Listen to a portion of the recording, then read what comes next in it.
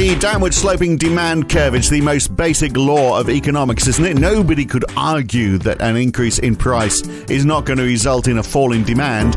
Well, maybe that works at the individual level, but at the aggregate level, at the level at which, you can actually apply to an economic model, well, then you are in trouble because, as Steve Keen explains today, that law really doesn't exist. It hasn't been proven, it has been disproven, and it is not a sound foundation for understanding how the economy works because it is much more complicated than those first-year textbooks will let on. That is today on the Debunking Economics podcast with Steve Keen. I'm Phil Dobbie. Welcome along. Now, when you get down to the root of it, neoclassic economies are wrong from the ground up. I'm sure that's what Steve Keen would say, having spent most of his life trying to argue that point. So let's get right down to the ground level this week. Steve, let's look at how firms work and let's ignore the macro picture for right now. Let's get down to the nitty-gritty of the microeconomic level. And I think a lot of us can relate to how firms work because we've worked for them ourselves or even run them ourselves. So let's start with the demand curve. That graph that shows the relationship between the price of a good and the demand for it. Economists even call this a law, which means we can't dispute it, presumably, otherwise we'll go to prison. But this law says when prices... Even worse, you could be put in the first year economics textbook. Exactly. Economics class, that'd be, for me, that'd be worse than prison. Or put in the textbook. Yeah, that reminded me of that was a Woody Allen book, wasn't it? The short story about this character who finds himself in a book and they get trapped there forever. Imagine that being... I haven't seen that one. It was some of his early writings. Anyway, we're digressing even from the beginning. But look, this law says when prices fall, demand goes up. Any problem with that? Well, I mean, the idea is that you buyers want to buy less if the price goes up. They want to buy more if the price goes down. And there's a certain real world logic to that. I mean, we're all looking for specials, and you go and buy a special when a special happens. And if something gets to be cheaper, then you can afford more of it in your budget, so you're more likely to buy more of it. But the funny thing is this demand curve, which is such an essential part of mainstream economic theory, can't be derived from mainstream economic theory. And this, to me, is the biggest logical hole in conventional economic thinking, because they spend all their time talking, as you said, about the law of demand, and proving that for an individual, if you try to relate the amount that they'll pay to the amount that they buy, then you find a negative relationship. If the price goes up, the amount of individual demands goes down, and vice versa. But when they try to derive that at the level of a market, and of course to derive a market demand curve, you've got to consider not just an isolated consumer, but every consumer in the country. That's your market. When you do it that way, and they try to show that a decreasing price will increase demand, the theory fails. Even at the individual level, though, you'd be thinking, well, it's not going to work. I mean, if the price of pizza falls, I might eat a bit more pizza, but there's going to be a ceiling on that, irrespective of the price, isn't it? And then they do talk about the theory or the elasticity of demand. So they'll say there are some things where the demand is quite price inelastic. For example, I imagine Texans are realizing the electricity demand is fairly price inelastic. Yeah, they would have done, wouldn't they, a few weeks ago when they were having those big storms? Absolutely. Yeah, $10,000 a kilowatt. There are some things you simply can't do without for any sustained period, and you'll pay anything to get your hands on it. You won't do that in normal times, but if there's a shortage, then bang, you've got to have it or you die. But at other stuff, which is so little interest to you in the market, that an increase in price will mean a drastic fall in your demand for it. So you have some things that were very elastic, others inelastic, and that's a certain amount of realism and real worldism to the concept of market demand and price sensitivity and so on. But the thing which I find quite hilarious, because it just undermines the whole way of thinking, is that when theoreticians try to prove that the demand curve slopes down in price, so a higher price means a lower quantity, so the slope of the curve you draw is a negative slope. When they try to prove it, they can't. They get any slope at all. Right. Any slope at all.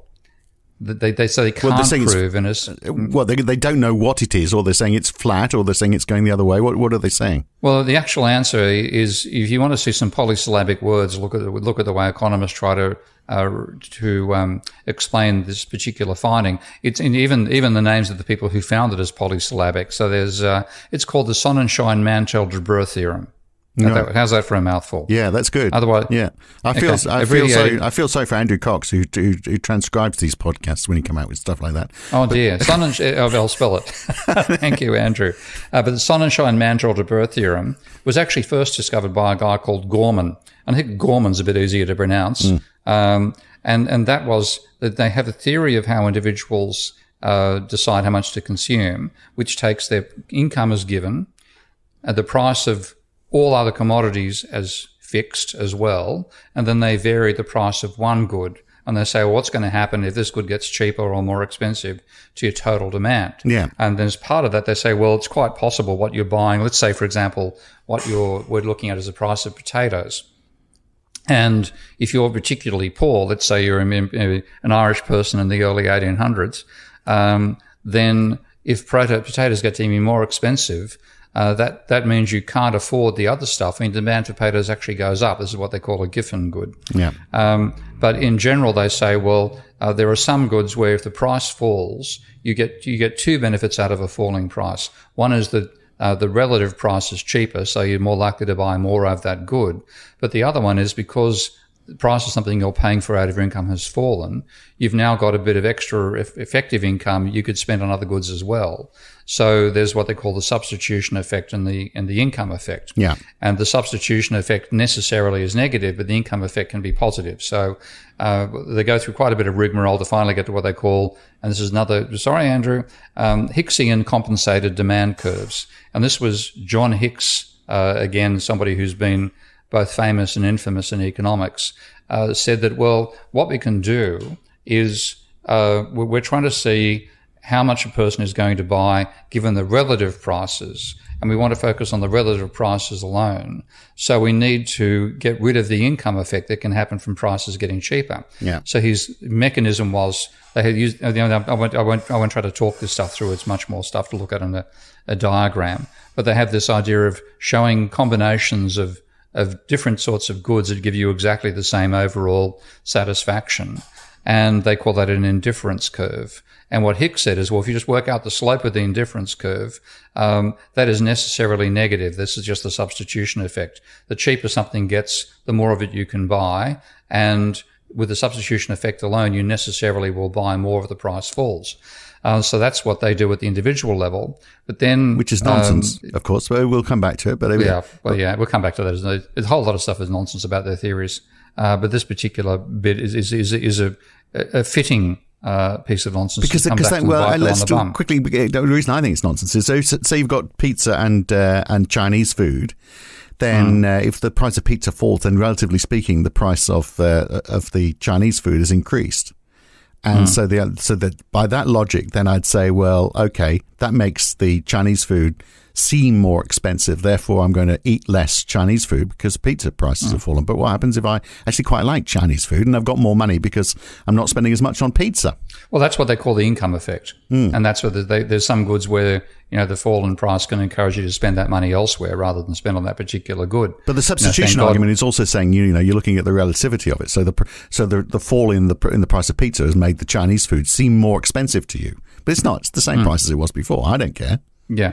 But it's the economics is all about neoclassical economics is all about relative prices, so they obsess about this one. But what they've got in their theory is they don't talk about workers and capitalists and bankers, which I do in both my language and my modeling. But they simply talk about the individual. They leave out the question of where your income comes from.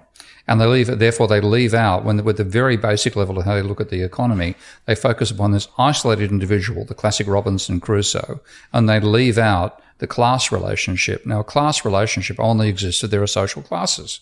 You can only talk about workers as a social class if there's another class of non-workers we call capitalists or we call bankers. So there's at the core of the old classical school of economic thought, there was a way in which the distribution of income was part of their thinking. But with the neoclassicals, they said, forget all this stuff. Doesn't matter how you make your money. We're all individuals, except for me, of course. And we've got Monty Python fans all over the world crying out, I'm not.